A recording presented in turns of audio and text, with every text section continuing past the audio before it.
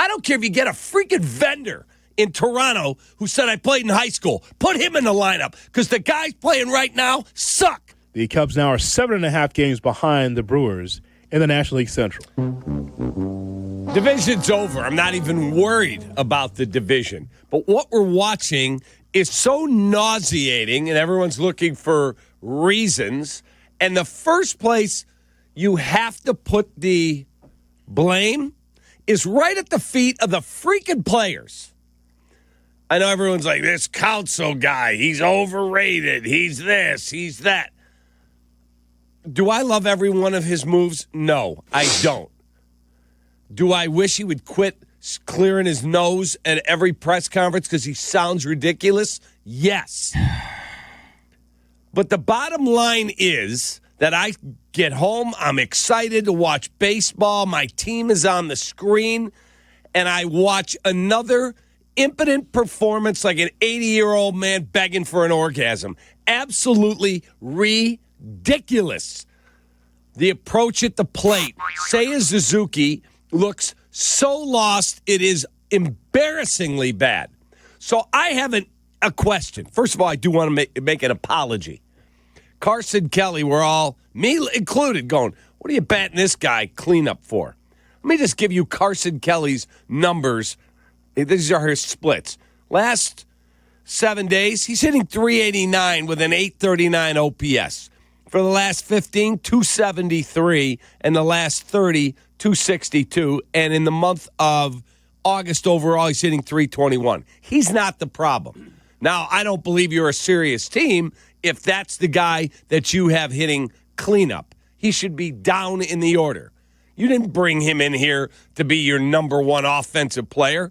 But right now, when I watch Pete Crow Armstrong, whose numbers in the month of August are just breathtakingly bad, .081 with a .213 OPS. Last 7 days, his OPS is basically my dead grandmother, and she's been in the ground for 30 years. 100. 100. It's like taking a freaking test, and you put your name on it, and they give you points just for putting your name on it. What we watched last night, when you get opportunities, you got a base hit. You got a base hit again from Willie Castro. This guy gets a hit every night. I'm not telling you he's a great player, but he was a good addition. Dansby's over at third. Michael Busch base hit. First and second, nobody out. Now it's a 4-1 game. And guess what? Let's go. Here comes Seiya. Here comes Tucker. Here comes PCA. Kelly gets a walk mixed in there. You got the bases loaded. And guess what you get? Seiya swinging at pitches that if he had a 12-foot Bodor, he could not have made contact with.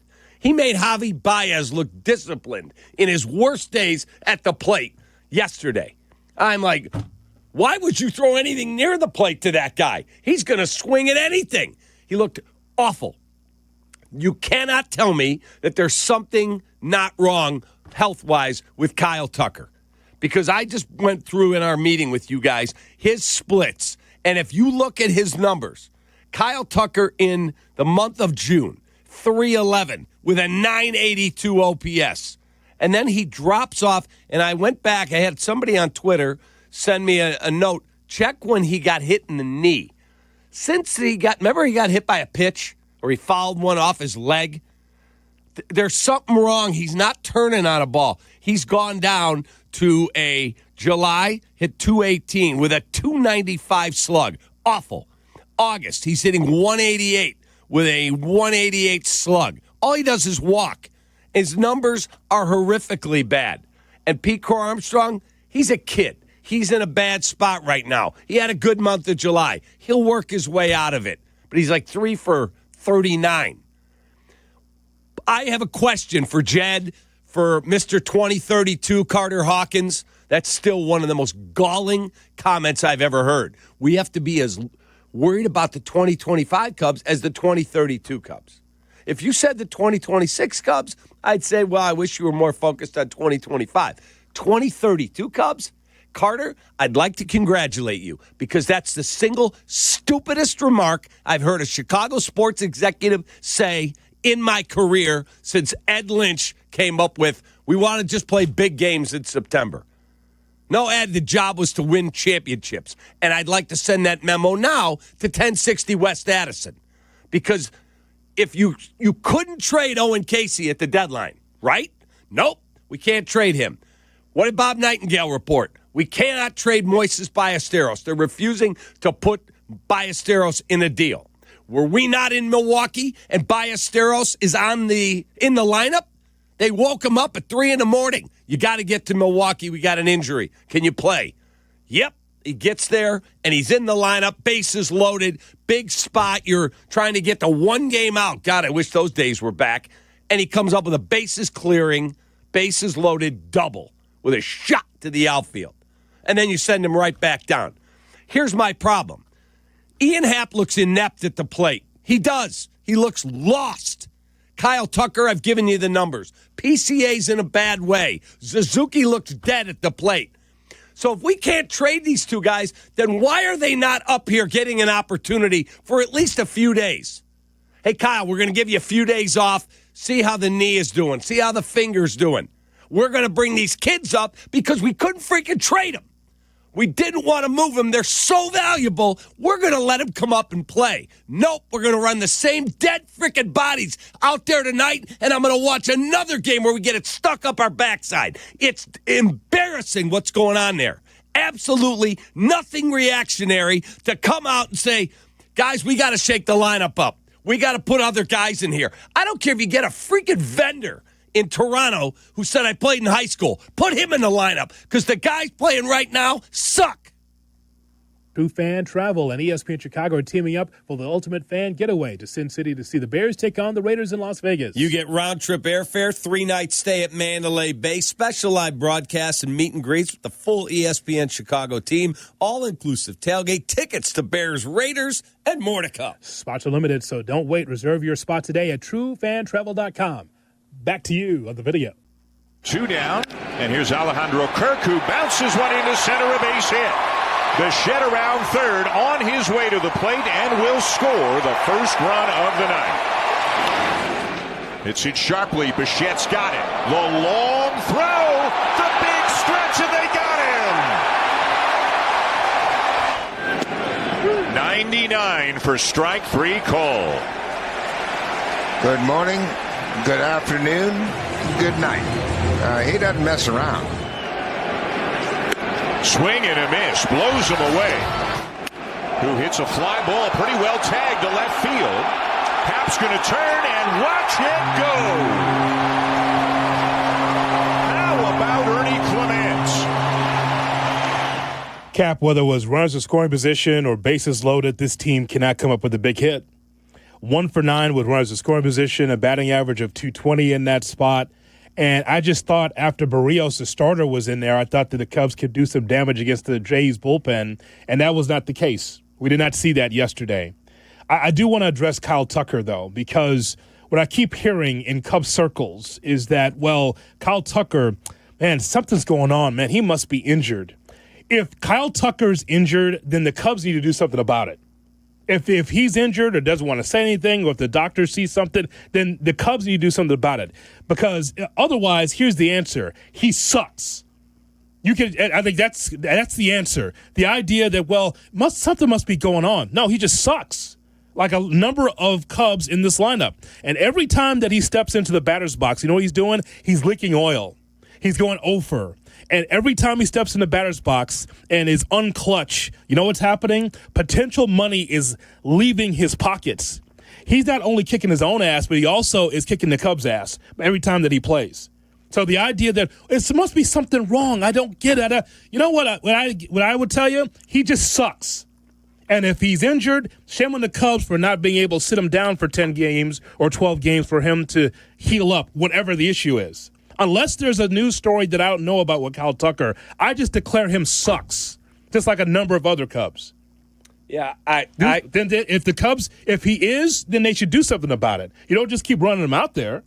There's no way he's healthy, Hoodie. Okay, well he doesn't suck. He's got what, Shay? We figured up a couple of weeks ago, 1,500 at bats. It says he's one of the best hitters in the sport, and all of a sudden, after a really good start for multiple months. Now all of a sudden you look and you go, hang on a second. Kyle Tucker in the month of June had a 982 OPS, 311, 404, 578 slash. And then the calendar flips to July and he goes 218, 188. That's the next 2 months. There's something wrong. And then I'm watching the StatCast broadcast the other night, and they said he has dropped another 2 miles an hour in his bat speed. That's humongous. That's fine, but he's not healthy. Well, then the Cubs need to do something about it. It's got to be one or the other. Either they sit him down or he sucks right now, and I'm leaning toward he sucks right now. It happens in baseball where there's sometimes that guys come up and they cannot come up with a base hit or come up with runners in scoring position and come through. He's far from the Astro that we saw in years past. Far from that guy. I don't know who that guy is, but he's not the Astro that we saw, let alone a $400 or $500 million ball player. He certainly is not that. Every time he takes the plate, you know what you see? Look down, by the way, by his pockets. That's money falling out of his pocket that he's losing because he's not helping the Cubs. I'm just telling you, like, there's this whole thing of, well, it must be something. It must be. Well, then that's for the Cubs to find out. That's for them to determine whether or not he's healthy or not. Maybe they know it, and he's just saying, I'm going to try and play through it. That's the only thing I know how to do. Well, then shame on the Cubs for rolling him out there. Shame on them. Fair. That's absolutely fair. If that's the case, I just declare him sucks, just like some of the other Cubs that have not hit the baseball lately. That's all. Just not playing good baseball. If he's not healthy, he should not be out there. Damn. He's just hurting the ball club. So I just watched that game yesterday, and I thought, Cap, the Cubs might be scuffling now, but somehow they're going to get a breakthrough. And it didn't happen yesterday. Did not happen. Look up and down that lineup. Runners in scoring position, bases loaded, Pete Crow swinging through his ass. Suzuki up there swinging at pitches he normally would not swing. So what I'm seeing is a team that is pressing in August. In August, not September, Cap, not like around the All-Star break. They are pressing. That's what we see every night with this team because they're so frustrated. You saw the helmets being just launched left and right yesterday because they couldn't come up with the big hit. They are pressing. You say that the division's over because of 7.5, but what do you think that Cubs team feels? They're like, man, we're slip sliding away. None of us can hit. None of us can come up with a big hit. That sucks. It's bad. From the start of the COVID season in 2020 until June 1st, 2025, over 2,800 plate appearances, Kyle Tucker ranked 6th in all of baseball in weighted runs created plus. Since June 1st, 2025, Kyle Tucker ranks 125th. He's not there. There's something going on, whether it is the finger injury, and then against the Royals, he fouled the ball off his right knee against the Royals at Wrigley. He stayed in the game and was part of that double steal. Remember, everyone's like, all right, he must be okay. And then I do not believe he was in the lineup the next day. And they said that's correct. That it flared up on him. He woke up in the morning super stiff. From that moment on, when he fouled the ball off his knee, that dude's hitting like 1-something. You cannot tell me they're not connected. Well, then how come the Cubs aren't doing anything about it? That is baseball malpractice if they keep rolling him out there and he's hurt or injured. That's on them. And if he comes to you and says, I'm going to take Toradol or whatever he has to do, I'll be out there. I will get out there. I mean, what I don't understand is if it's obviously not a broken leg like he had a year ago. He broke his leg with the Astros. Are you telling me Owen Casey's not ready to play at the big league level? And I don't want to run Owen Casey up here the 20th of September when you're a game up or a game out trying to make the playoffs and go, all right, kid, we're going to give you. Do it now. Let him have his growing pains here in August. Oh, don't worry. You'll get your Casey wish because who knows if Tucker's going to be here next year. You'll get him. You'll get a big heaping of Owen Casey. You'll be here. But that's the thing. If I'm saying Tucker, if Tucker's not healthy and you say, we're not signing that guy, and then he goes somewhere else and he's finally healthy and you're like, where was that guy? Well, you had an injury you have to deal with. And that'll be a call Jed's going to have to make, and his agents are going to have to see what type of money is out there. I don't know who's going to pay this guy. There are going to be people go, I don't know. Now, if you're telling me he's totally healthy, but when I see your bat speed drop all the way down to 70 miles an hour, like it's gone down noticeably, there's something going on. But that doesn't excuse what's going on with Seiya Suzuki at the plate. Yeah. Like if you told me he hit a rocket, it got caught, all right, it happens. You're in a bad spot. When you're swinging at pitches that I literally am on my couch and I'm going, all right, I got lucky. I threw the remote on one play, and now I'm going to throw it again? No, I'm not buying a new Apple TV remote because you can't hit. Pitches are – dude, it was like the pitch was in the United States, and he's playing in Toronto. That's how far outside it was. I know. That's a guy that's pressure. He's 0 for 5 with 2 strikeouts in the game yesterday. But again, as we go to the phone lines to talk to you, 312-332-ESPN, 332-3776 is our phone number for the Cub fan. You're listening to the show right now. Check in with us about the Cubs and their loss against the Blue Jays 5-1 as they just continue to slide. I'm just not going to have any reasons or excuses for Kyle Tucker until the Cubs do something about it. I'm just not going to do it because he's part of the problem, just like a lot of these Cubs are part of the problem offensively. If he's hurt or if he's injured, the Cubs need to do something. Just to have him roll him out there just because it's Kyle Tucker makes no sense. And by the way, there could be a resetting there because we're still in August. There's still time to be able to reset Kyle Tucker. You have time. That's my point. You're still running the race. You're not going to win the division now, basically, but you are still running the race to try to be a playoff team. Tucker has to be part of that. So take care of it. Otherwise, he sucks. And just like a number of these guys. Right, so until we know otherwise. So my point is bring Owen Casey up here now. Sure. Or Ballesteros. Get a fresh bat in the lineup and see if it does anything for you. Sure. I was listening to the Johnny Manziel podcast with Anthony Rizzo as the guest. Mm-hmm. And Rizzo said, the day that we walked in and Aroldis Chapman walked into the clubhouse, oh my goodness, we went, all right, they're serious. He said it was such a shot of adrenaline into the locker room and into the team. There's no doubt that they looked. They're not going to say it, but there's no doubt that the players looked and went, oh. You got some guy from the Pirates, got a guy from the Orioles. They're just okay. Oh, look what the Phillies did. And they got that amazing opening. If you haven't seen the way Joan Duran takes the field, go do yourself a favor and pull it up on social.